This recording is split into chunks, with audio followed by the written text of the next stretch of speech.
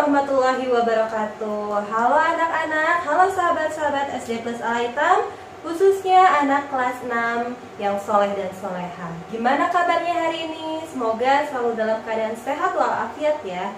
Amin ya robbal alamin. Bertemu lagi dengan Ibu Sinta Dewi Chandra dalam materi pembelajaran IPA tentang perkembangbiakan tumbuhan. Nah, kemarin kita sudah membahas tentang perkembangbiakan tumbuhan secara generatif. Hari ini kita akan membahas perkembangbiakan tumbuhan secara vegetatif. Oke, kita mulai perkembangbiakan tumbuhan secara vegetatif. Nah, perkembangbiakan tumbuhan vegetatif itu ada dua cara, yaitu dengan cara alami dan vegetatif buatan.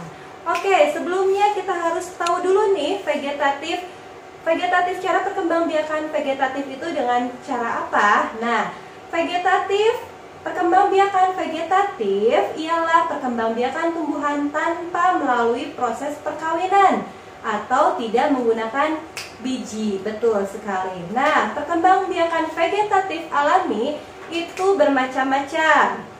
Yang pertama, ada fragmentasi, yang kedua ada membelah diri, yang ketiga ada umbi-umbian.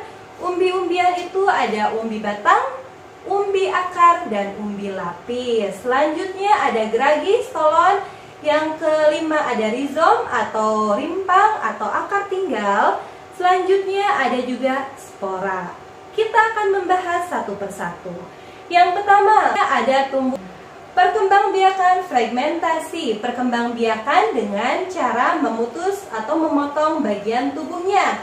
Contohnya pada tumbuhan Oscillatoria. Nah, selanjutnya selain ada fragmentasi, ada pula membelah diri. Betul. Bagaimana cara tumbuhan membelah diri? Cara tumbuhan membelah diri perkembangbiakan dengan cara membelah dirinya menjadi dua bagian sama besar.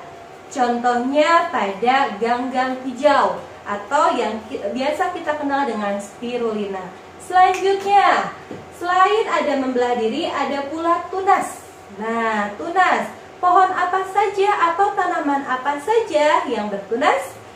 Bagian tunas itu ialah bagian tumbuhan yang baru yang tumbuh di bawah tumbuhan induknya. Contoh, pada tumbuhan pisang dan tumbuhan bambu. Selanjutnya, selain tunas, ada pula umbi akar. Betul, ada umbi akar. Umbi akar merupakan umbi terbentuk dari hasil modifikasi akar. Akar yang membesar, hasil modifikasi tersebut berisi cadangan makanan. Contohnya ialah pada wortel, lobak, dan singkong. Betul. Selanjutnya, selain ada umbi akar, ada pula umbi lapis. Umbi lapis ini terbentuk dari tumpukan daun yang tersusun secara rapi dan secara roset. Contohnya pada tumbuhan bawang merah, bawang bombay, dan bunga tulip. Ya, ternyata bunga tulip itu berkembang biak secara umbi lapis. Selanjutnya ada umbi batang. Betul, ada umbi batang. Contohnya pada umbi jalar dan kentang. Umbi batang merupakan cadangan makanan. Nah, bagi tumbuhan. Oke, selanjutnya. Selain ada umbi lapis, umbi akar, dan umbi batang, ada juga geragi. Geragi yaitu batang yang tumbuh menjalar di atas permukaan tanah. Batang ini bisa menghasilkan tumbuhan baru pada ujungnya. Contohnya pada tumbuhan apa saja? Pada tumbuhan stroberi, tumbuhan eceng gondok, dan tumbuhan atau rumput teki. Oke, selanjutnya selain geragi ada pula, kita lihat ada pula rizoma. Rizoma. Nah, rizoma ini yang bisa kita kenal rempah-rempah ya, rempah-rempah. Batang tumbuhan yang tumbuhnya menjalar di bawah permukaan tanah dan dapat menghasilkan tunas dan akar baru dari ruas-ruasnya. Contohnya apa aja nih? Contohnya pada tumbuhan jahe, tumbuhan kunyit, tumbuhan lengkuas, dan tumbuhan laja. Betul sekali. Selanjutnya, selain rizoma, ada pula beberapa tumbuhan seperti di sini ada spora. Spora, apa itu spora? Spora berfungsi sebagai alat persebaran yang mirip dengan biji. Walaupun berbeda jika ditinjau dari segi anatomi dan juga evolusi. Contohnya, tumbuhan berspora itu tumbuhan yang memiliki spora antara lain tanaman paku dan tanaman jamur. Oke, selain vegetatif alami, ada juga vegetatif buatan. Vegetatif buatan itu apa saja sih? Ya, selanjutnya kita membahas tentang vegetatif buatan. Apa itu vegetatif buatan? Nah, perkembangbiakan vegetatif buatan dilakukan oleh manusia untuk memperoleh tanaman baru yang memiliki sifat seperti tanaman induknya atau sifat tanaman yang lebih baik lagi. Oke, kita lihat apa saja ya tanaman vegetatif buatan. Macam-macam perkembangbiakan vegetatif buatan. Yang pertama ada mencangkok.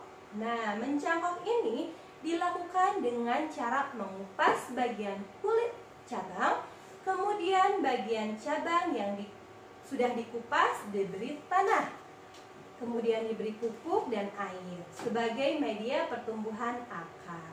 Contohnya ada apa saja? Contohnya ada tanaman jambu, tanaman mangga, dan tanaman rambutan. Selain mencangkok, ada juga menyetek.